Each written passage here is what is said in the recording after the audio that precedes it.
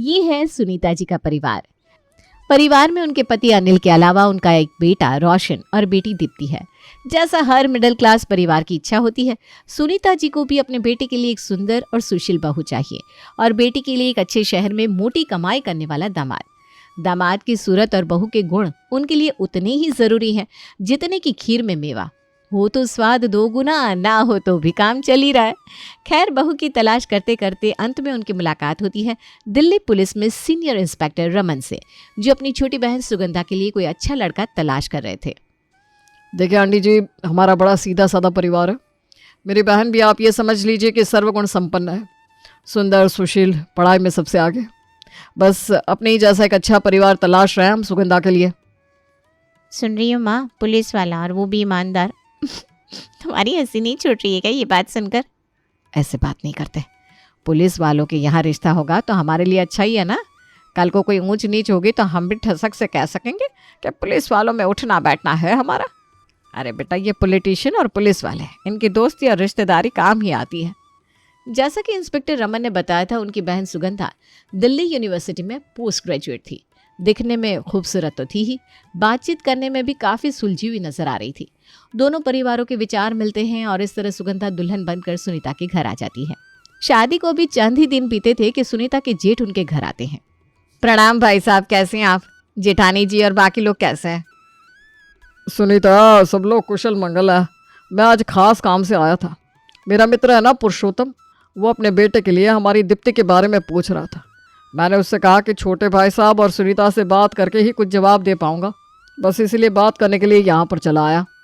वैसे तो सुनीता अपनी बेटी के लिए एक अच्छा लड़का ढूंढ ही रही थी, लेकिन इससे पहले कि वो जेठ जी को रिश्ते के लिए कुछ जवाब देती, अचानक ही दीप्ति अपनी माँ के पास आती है। अरे मम्मी, वो जो मैट्रिमोनी साइट पर हमने कनाडा वाले लड़के के लिए इंटरेस्ट दिखाया था ना, उनकी तरफ से रिप्लाई आ गया है। उन लोगों को मेरी फ़ोटो बहुत पसंद आई है, मिलना चाहते हैं। जैसे ही सुनीता के कानों में एनआरआई लड़के की बात पड़ती है, वो तो फूल के कुप्पा हो जाती है।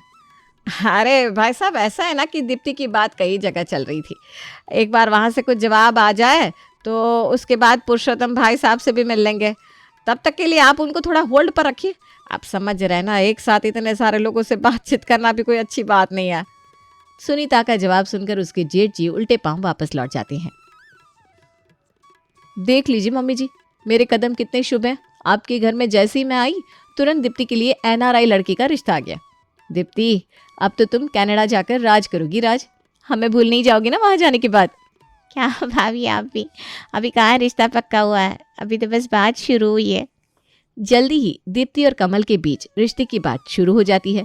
क्योंकि कमल कनाडा में रहता था, इसलिए वो लोग दीप्ति को देखने के लिए घर पर तो आते नहीं, लेकिन वीडियो कॉल पर शादी की बातें शुरू हो जाती है।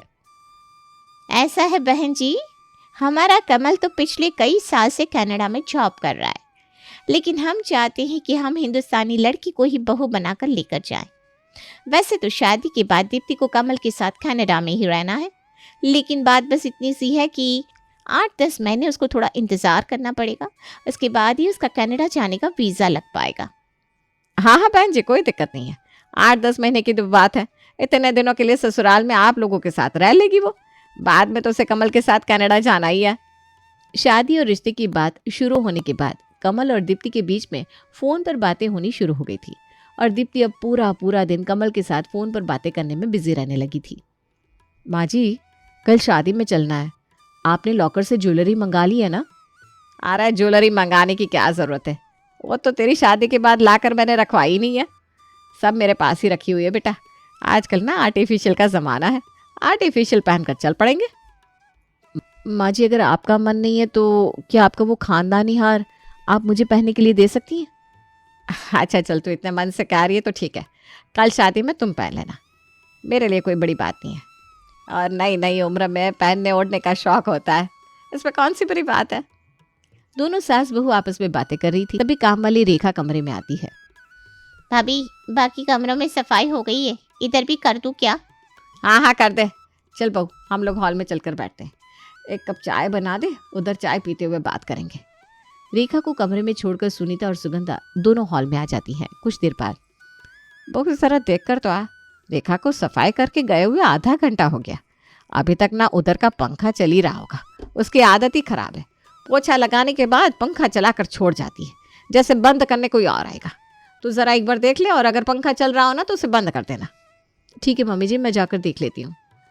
बहू सुगंधा सास के कमरे में पहुंचती है तो देखती है कि दीप्ति कमरे से बाहर निकल रही है। माँ की कमरे का पंखा चल रहा था ना, मैं इधर से गुजर रही थी तो सोचा बंद कर दूँ। अच्छा किया, मम्मी जी ने मुझे पंखा बंद करने के लिए ही भेजा था। सुगंधा वापस रसोई में जाती है और अपना काम निपटाने लगती है। अगले दिन सुगंधा, सुनीता, दीप्ति सभी को शादी में जाना था। सब शादी में जाने के लिए तैयार हो ही रहे थे, तभी सास सुनीता के चिल्लाने की आवाज़ सुनाई देती है, जिसे सुनकर दीप्ति और सुगंधा सुनीता के कमरे में पहुंचते हैं। क्या हो गया मम्मी, क्यों हाय तौबा मचा रही हो? हे राम, मैं लुट गई, बर्बाद हो गई, अरे अनर्थ हो गया भाई। माँ जी क्या हुआ है, साफ साफ बताइए ना। आपकी बातें सुनकर हमें भी डर लग रहा है। आप ऐसी अशुभ बातें क्यों करी हैं? अरे बहू, जिस हार के बारे में कल मैं तुझे बता रही थी, आज वो मेरी अलमारी से गायब हो गया है। सास के मुंह से लाखों रुपए के हार के गायब हो जाने की बात सुनकर दीप्ति और सुगंधा दोनों के चेहरे सफेद पड़ गए थे। माँ जी ऐसे कैसे आपके कमरे से हार गायब हो जाएगा? आप अच्छे से देखिए ना, कहीं रखकर भूल तो नहीं गई आप? अरे बहू, कैसी बेतुकी बात कर रही हो भाई तुम?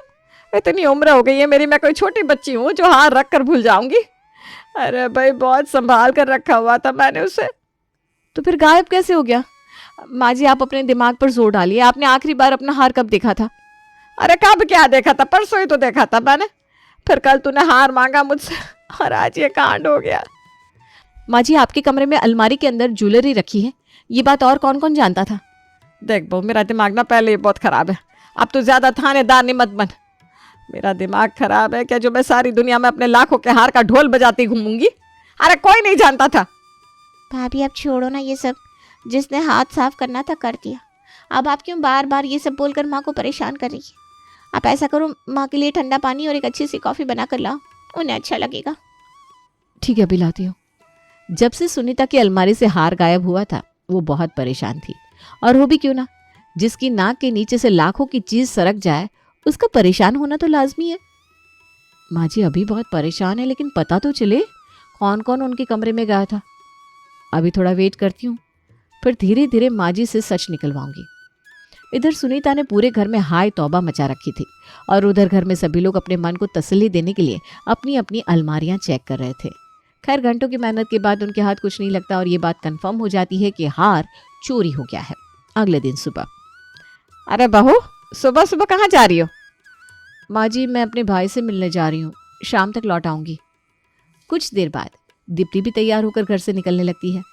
अरे पहले बहू सच सवर कर निकल गई, अब ये भी कहीं जा रही है? क्या बात है, आज के दिन ही सबको काम दिखाई दे रहा है क्या? अरे ये दोनों तो निकल गई चमक कर, और ये रेखा अभी तक नहीं आई। फोन करके देखती हूँ। ए रेखा, तू अभी तक आई क्यों नहीं? टाइम देख कितना हुआ है। वो मैडम मैं नहीं आ पाएगी, मेरा मतलब है 2-4 दिन की छुट्टी पे है मैं। ये लो, ये 4 दिन की छुट्टी पर। ये चल क्या रहा है, मुझे तो कुछ समझ में नहीं आ रहा। 3 दिन बाद। माँ जी हम लोगों को कल हनीमून के लिए निकलना था। सूरज कह रहे थे आपके पास कुछ कैश है, आप 1 लाख मुझे दे दीजिए, वो आपके अकाउंट में पैसे जमा करवा देंगे। ठीक है बेटा, थोड़ी देर बाद ले लेना। शाम का चाय नाश्ता चल ही रहा था, तभी प्लम्बर आता है। अरे भैया आओ, मेरे बाथरूम में लीकेज हो रहा है, चलो मैं आपको दिखा देती हूँ। सुनीता अपने कमरे के अटैच बाथरूम में प्लम्बर से काम करवा रही थी, तभी बेल बजने की आवाज़ आती है। अरे बहू तो अभी बाहर गई हुई है, मुझे ही दरवाज़ा खोलना पड़ेगा। सुनीता दरवाज़ा खोलती है तो बाहर एक कुरियर वाला आया था। कुरियर लेने के बाद सुनीता दरवाज़ा बंद करके वापस अंदर आ जाती है। कुछ देर बाद प्लम्बर अपना काम करके लौट गया। अरे बहू कहाँ चली गई थी तू अचानक? मैं बाथरूम में लीकेज सही करा रही थी तो वो कुरियर वाला कितनी घंटे बजा रहा था, फिर मुझे ही अंदर से आकर दरवाज़ा खोलना पड़ा। हाँ माँ जी, वो मेरे फ़ोन में नेटवर्क नहीं आ रहा था ना, तो मैं ज़रा एक कॉल करने के लिए बाहर गई थी। अच्छा चल, तू पैसे मांग रही थी ना, आजा मेरे कमरे में, मैं तुझे थमा देती हूँ। सुनीता जाकर अपनी अलमारी खोलती है तो उसका मुंह खुला का खुला रह जाता है। बहू मुझे चक्कर आ रहे, हे भगवान ये क्या हो गया? ये सच नहीं हो सकता। माँ जी क्या हो गया आपको? मैं डॉक्टर को बुलाऊं? बहू 1 लाख क्या, मेरी अलमारी में 1 फूटी कौड़ी तक नहीं है, ये देख खाली पड़ा है लाकर। माँ जी आपके कहने का क्या मतलब है? गहनों की तरह कैश भी चोरी हो गया? बेटा सूरज की शादी के बाद जो भी कैश बचा था सब मैंने अपनी अलमारी में रख लिया था, पूरा 4 लाख। बेटा बहुत बड़ी चपत लगी है मुझे, अब यह गम तो मेरे मरने के बाद ही जाएगा।